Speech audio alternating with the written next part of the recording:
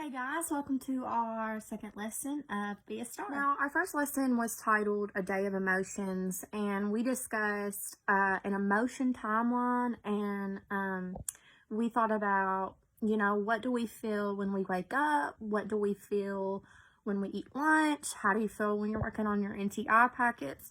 So, we discussed recognizing our emotions throughout the day.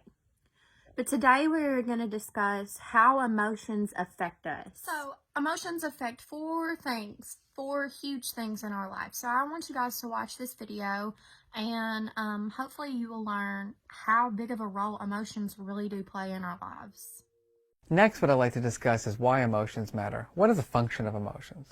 We know that emotions affect four primary things. First is our attention, memory, and learning.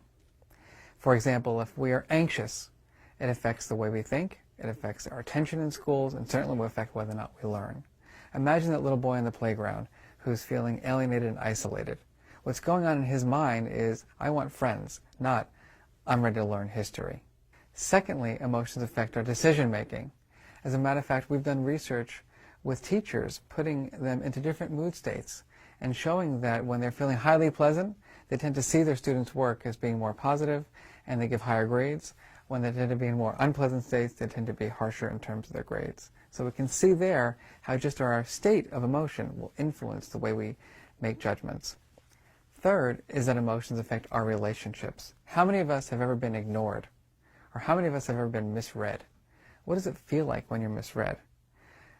Thinking about students in our classrooms, when a student is frowning in the back of the room, it's saying, I need help. It's not saying, stay away. Fourth and finally is that emotions affect our physical and mental health. Consider the diagnoses that most children and adults are faced with today. Depression, anxiety. When you really think about these disorders, what we're seeing is that it's the inability to regulate emotions effectively. How can we be psychologically healthy if we can't understand and regulate our emotions? So, emotions matter for paying attention. Say, for example, right before you leave for school in the morning or you leave to go somewhere, you get in a huge argument with someone in your house. The argument was totally unexpected. You had no idea that it would happen. So your focus for the day is probably going to be off. Say you are feeling calm and excited before you leave the house and you're having a really good day before you leave the house.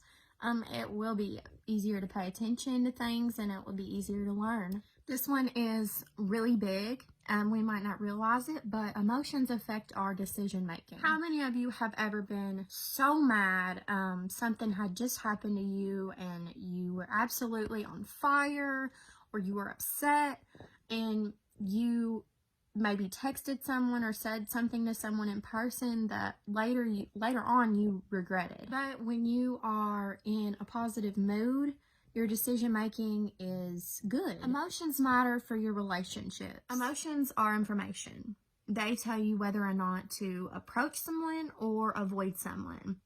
So, for example, if you are walking into school and you have the biggest frown on your face, you're mean to everyone that talks to you, and you're just in a terrible mood overall, that's most likely going to want to make your friends or peers or whoever steer clear from you. This works the other way around too. If you walk into school with a smile on your face, then people will want to be around you because of your mood, your positive mood. And last but not least, emotions matter for your health. Have you ever felt so stressed out that you literally get sick to your stomach? You don't feel well, and it makes you feel tired and depressed. Over a long period of time, these things can take a toll on your life and your body. But if you learn to manage your emotions, your health will be better over time. I'm actually going to ask you guys several questions based on what we just discussed and the video you just watched. I would like for you guys to first answer in your own life. When can you think of a time that you let emotions get in the way of you paying attention? And try to think of a specific time when it happened, like where you were, and tell me the emotion, or think about the emotion that you were feeling. And how have your emotions helped you learn something new? How did it help you pay attention better? Or how did it not make you pay attention as well? or fail to learn something when you were in school. Think about a time when you were learning about something that really excited you, it intrigued you, you loved the class. How did that affect your memory about the topic? Have you ever made a decision that you later regretted? Like maybe you spent your money on a movie that you really didn't want to see. What about when you made a decision that you felt really good about, like helping around the house, doing chores, or helping a friend out with homework? Have your emotions ever caused an argument between you and someone? And my last question is, have you ever experienced a time where you were so stressed out that you did get a stomach ache or you got a headache and overall you just felt horrible? What situations have you been in to make you feel that way? How does your body react when you're stressed out? Everything that we have discussed in this video is 100% true. I can't count the times that I have physically been ill because I have been so stressed out. I can think of countless times when I have been so angry that I have just said things to people that I instantly regretted. And it made me feel horrible. It's the most horrible feeling ever. So when you are experiencing emotions such as anger or sadness, just stop and take a breath. Think, okay, I can get through this and I can manage my emotions and it's going to be okay. Emotions are so hard to tackle. I'm not by any means saying that it's easy because it's not. It's probably one of the hardest things I have ever tried to do, because we all know when we get mad, some of us, when we get mad, we get mad. That's the end of it.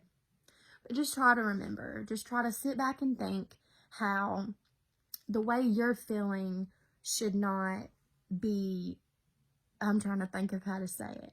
Don't let your emotions be taken out on someone else. If you are ever feeling, if you're just in a bad mood, if you're having a bad day, there's always someone that you can talk to, someone, hopefully that you can trust, whether that's, someone you live with, a sibling. Do not let your emotions control you.